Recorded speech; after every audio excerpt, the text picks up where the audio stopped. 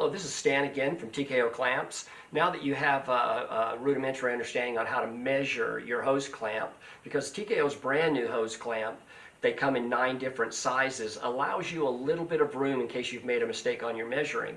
But basically that number that you got from the first video on how to measure is the number that you're looking for in the size range of clamps.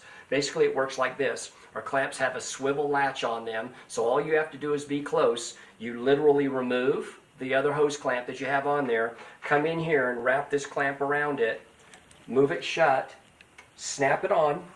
Of course, it's not firmed up yet. Then you take a 1/16 Allen wrench, and back here on the trigger, you tighten it down until you're happy with the tightness.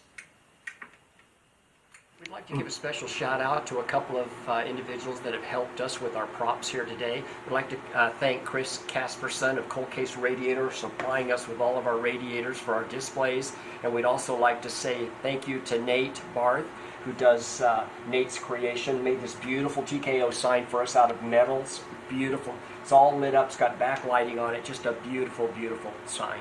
Thank you very much.